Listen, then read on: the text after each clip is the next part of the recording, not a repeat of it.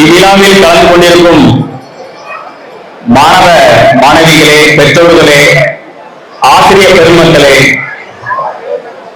மற்றும் பல்வேறு பள்ளிகளை சேர்ந்த நிர்வாக தலைவர் அவர்களே, இந்த கமிட்டியின் தலைவர், பொதுச் செயலாளர் மற்றும் நிர்வாகிகள் அவர்களே, உங்கள் அனைவருக்கும் என் அன்பான பணிவான வணக்கத்தை தெரிவித்துக் கொள்கிறேன். இன்று பெருந்தலைவர் திரு காமராஜ் அவர்களின் 124வது பிறந்த நாளில் இந்த கல்வி திருவிழா மிக சிறப்பாக நடைபெற்றுக் கொண்டு வருகிறது. இதில் நானும் உங்களோடு கலந்து கொண்டு பெரும் மகிழ்ச்சி கொள்கிறேன். நம்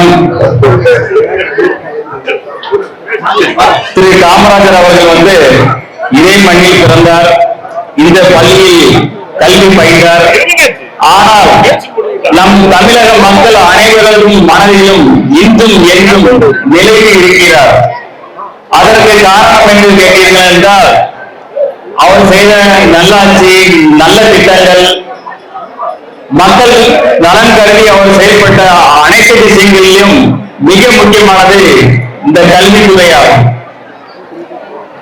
இந்த கல்வித்துறை அவர் ஆட்சி செய்யும் போது 1954 வெறும் 6% மக்கள் மட்டுமே கல்வி அறிவு கொடுக்கப்படக்கூடிய சூழ்நிலை இருந்தது.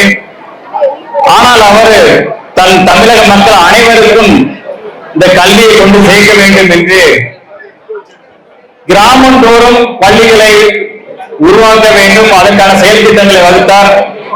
மேலும் அதற்கு வலு சேர்க்கும் வகையில் இலவச கல்வி, மதிய உணவு திட்டம் போன்ற திட்டங்களை அமல்படுத்தி மிக சிறப்பாக செயல்படுத்தி வந்தார். அந்த திட்டங்கள் இன்றும் தொடர்ந்து செயல்பட்டு வந்து கொண்டிருக்கிறது. அந்த அளவுக்கு ஒரு தீர்க்க தரிசியாகவும் மக்கள் நலனில் பெரும் அக்கறையோடும் கல்விக்கு மிக முக்கியத்துவம் கொடுத்ததால்தான் நம்ம அனைவராலும் கல்வி தந்தை என்று போற்றப்படுகிறார். இங்கு சில கல்வி துறையின் நிர்வாக தலைவர்களுடன் பேசிக் கொண்டிருக்கும் போது பல்வேறு கல்வி நிர்வாகிகள் தங்கள் தொழிலை விட்டுவிட்டு பல்வேறு நிர்வாகத்திற்காக பள்ளி நிர்வாகத்திற்காக மிக தன்னை அர்ப்பணித்துக் கொண்டு 3000-4000 குழந்தைகள் படிக்கிற பள்ளிகளுக்கு தன்னால் சமூக சேவை ஆற்றி வருகிறார். அதனால் எந்த ஒரு பிரிவுகளும் பாராமல் மக்கள் பள்ளியில் நல்லா படிக்க வேண்டும் என்ற ஒரே காரணத்திற்காக மிக சிறப்பாக செயல்பட்டுக் கொண்டிருக்கிறார்கள். அவர்களுக்கு இந்த நேரத்தில் என் மனமார்ந்த வாழ்த்துக்களை தெரிவித்துக் கொள்கிறேன். மாணவர்களுக்கு நான் எப்போதும் ஒன்று சொல்லுவேன், அதாவது நீங்கள் உங்கள் இலக்கை முதலில் நிர்மாணித்துக் கொள்ளுங்கள். அதை நோக்கி எத்தனை தடைகள், எத்தனை போராட்டங்கள் வந்தாலும் தொடர்ந்து பயணிகள். உங்கள் வாழ்க்கை வெற்றிகரமாக அமையும். இதுதான் கோட்பாடு, வெற்றிக்கான கோட்பாடு. இந்திய காமராஜர் பிறந்த நாள் விழாவில் மாணவ செல்வங்கள் அனைவரும் உறுதிமொழி எடுக்க வேண்டும்.